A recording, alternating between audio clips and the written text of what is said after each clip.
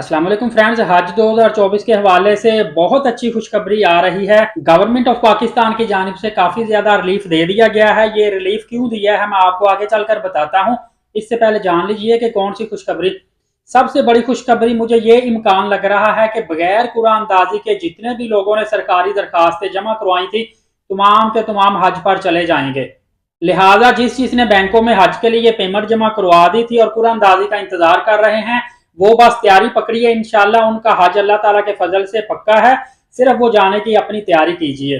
दूसरा, गवर्नमेंट की तरफ से रिलीफ जो मिला है वो ये है कि हज बदल पहले गवर्नमेंट की तरफ से ला था कि अगर किसी ने 5 साल के अंदर अंदर सरकारी हज स्कीम के तहत हज बदल पहले किया हुआ है तो वो दोबारा रेगुलर हज स्कीम के तहत इंटरटेन नहीं हो सकते, एप्लीकेशन नहीं दे सकते।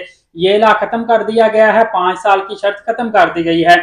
दूसरा, इसी के साथ ही इंटीग्रेट है एक और जो गवर्नमेंट ऑफ पाकिस्तान की जानिब से रिस्ट्रिक्शन थी, वो ये थी कि 5 साल के अंदर अंदर जिसने भी सरकारी हज पहले किया हुआ था वो भी दरखास्तें देने के अहल नहीं थे, उनको भी अब ये तरमीम की जा रही है। उनको भी सरकारी हज स्कीम के तहत 5 साल के अंदर अंदर सेकंड टाइम हज करने की इजाजत भी दी जा रही है। और इंशाल्लाह 1-2 दिन के अंदर अंदर ये पॉलिसी वाज़ेह हो जाएगी। याद रखिए 12 दिसंबर चूंकि लास्ट डेट थी सरकारी हज स्कीम के तहत दरखास्तें जमा करवाने की, जो कि इंशाल्लाह बढ़ाकर 21 तारीख कर दी जाएगी। अन करीब अनाउंसमेंट आ जाएगी, ऐलान आपके सामने आ जाएगा। बस फाइनलाइज होना बाकी है। वजारत मजहबी अमूर जनाब अनीक अहमद साहब के दस्तखत होना जरूरी है, सिर्फ उन्हीं का वेट कर रहे हैं। लायहा अमल तय पा चुका है।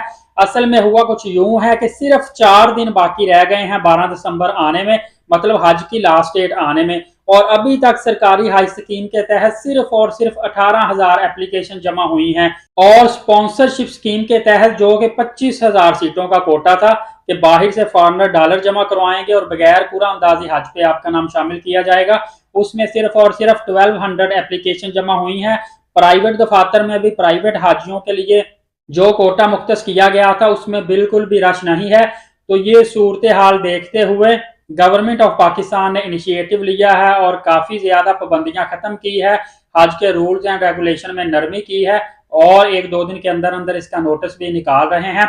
याद रखिएगा कि पाकिस्तान में लोग बहुत कम तादाद में इस साल हज पे जा रहे हैं, जबकि तकरीबन 1,80,000 का कोटा पाकिस्तानियों को मिला था।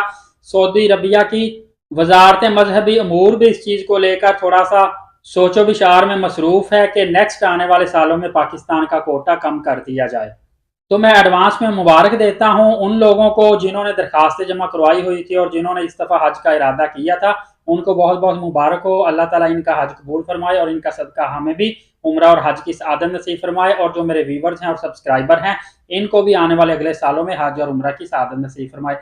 आमीन लाजमी कह दीजिएगा, कमेंट्स में भी लिख दीजिएगा। पता नहीं किसका आमीन कहा और लिखा हुआ, अल्लाह ताला कबूल फरमा ले। लीड साकिब यूट्यूब चैनल को नए आने वाले सब्सक्राइब कर लें ताकि तमाम तर नई लेटेस्ट मालूमात सबसे पहले आपको इसी चैनल से मिल सके। इजाजत दीजिए, बहुत शुक्रिया, अल्लाह हाफिज़।